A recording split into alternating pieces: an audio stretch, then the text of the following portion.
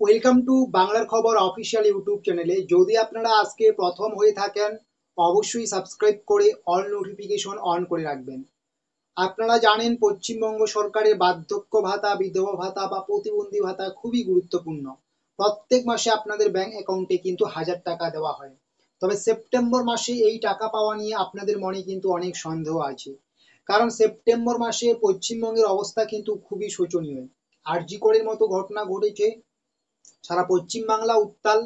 এর ফলে আপনাদের কিন্তু মনে সন্দেহের শেষ নেই। রাজ্য সরকার যখন এই সমস্ত ঘটনা নিয়ে ব্যস্ত, তো আমাদের ব্যাংক অ্যাকাউন্টে এই টাকা ঢুকবে কিনা বা কবে ঢুকতে পারে, এটা নিয়ে আপনাদের মনে সন্দেহ শেষ নেই। তার থেকেও বেশি সন্দেহ আপনাদের মনে আসতে শুরু করলো যখন নবান্নের পক্ষ থেকে স্পষ্ট জানানো হলো এবারে আর তরুণীর স্বপ্ন প্রকল্পের টাকা দেওয়া হবে না। ক্লাস 11 এবং 12 ছাত্রছাত্রীদের প্রত্যেক বছর যে 10,000 টাকা করে দেওয়া হতো ফোন কেনার জন্য, ইতিমধ্যে কিন্তু রাজ্য সরকারের নবান্নের পক্ষ থেকে স্পষ্ট জানানো হয়েছে যে সেই টাকা আর দেওয়া হবে না।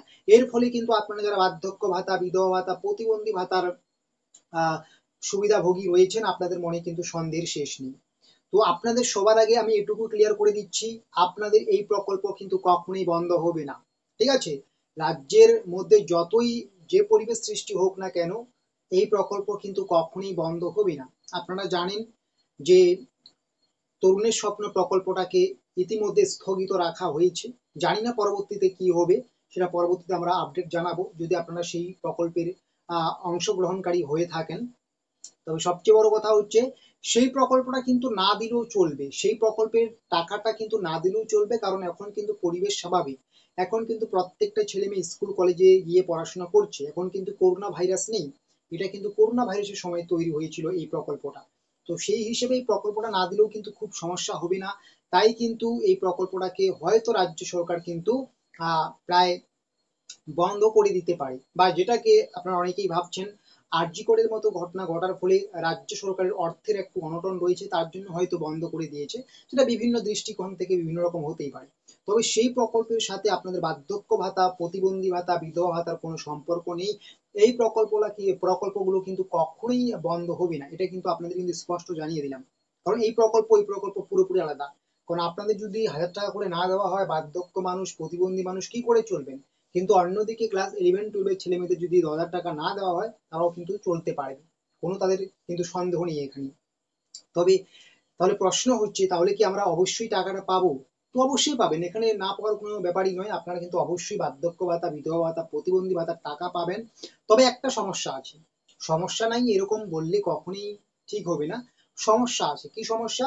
যেটা সমস্যা আপনারা জানেন, অলরেডি কিন্তু মাসের শুরু থেকে আপনাদের টাকা ঢোকার কথা ছিল। এখনো প্রত্যেকের ব্যাংক অ্যাকাউন্টে কিন্তু টাকা ঢোকানো শুরু হয়নি। ঠিক আছে? তবে সবচেয়ে বড় যে সমস্যাটা হবে আপনাদের এখানে, টাকা তো পাবেন, এটা একদম 100% গ্যারান্টি। আপনার টাকা ঢুকতে অনেকটাই দেরি হয়ে যাবে, কারণ রাজ্য সরকারের এখন কোষাগারে অবশ্যই অনটন আছে, এটা আমরা বুঝতে পারছি, বিভিন্ন ইঙ্গিত পাওয়া যাচ্ছে। তো সেই হিসেবে আরো রাজ্যের বর্তমান যে পরিস্থিতি, আরজিকর ঘটনা যেটা খুবই নিন্দনীয় ঘটনা, আমরা প্রত্যেকেই চাই সঠিক দোষীদের খুঁজে উপযুক্ত শাস্তি দেওয়া হোক, এটা আমরা প্রত্যেকেই চাই, জাতি ধর্ম বর্ণ নির্বিশেষে, রং নির্বিশেষে।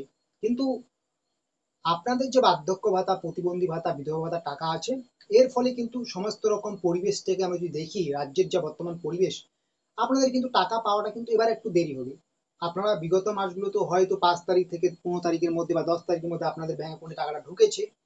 এবার কিন্তু হয়তো একটু দেরি হতে পারে, এবার হয়তো সেটা 20 তারিখ পর্যন্ত যেতে পারে, 25 তারিখ পর্যন্ত যেতে পারে। বা বিগত মাসগুলোতে হয়তো একেবারে অনেক মানুষের বা অনেক অ্যাকাউন্টে একবারে টাকাটা ঢুকেছিল, এবার হয়তো একবারে অনেকের অ্যাকাউন্টে ঢুকবে না, কিছু কিছু সংখ্যক মানুষের অ্যাকাউন্টে কিন্তু ঢোকানো হবে, যেটা খুব কম কম করে ঢোকানো হবে, কারণ রাজ্য সরকার কিন্তু সমস্ত অর্থটাকে কিন্তু ম্যানেজ করে কিন্তু সমস্ত দিক দিয়েই কিন্তু বিচার বিবেচনা করছে। কারণ শুধু তো বার্ধক্য ভাতা, প্রতিবন্ধী ভাতা নয়, আরো কিন্তু রাজ্যের অনেক প্রকল্প রয়েছে।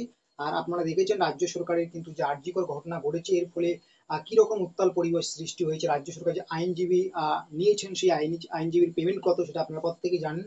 তো সব দিক দিয়ে বিচার বিবেচনা করলে কিন্তু রাজ্য সরকারের অর্থের যে একটা অনটন আছে, সেটা কিন্তু বোঝা যাচ্ছে।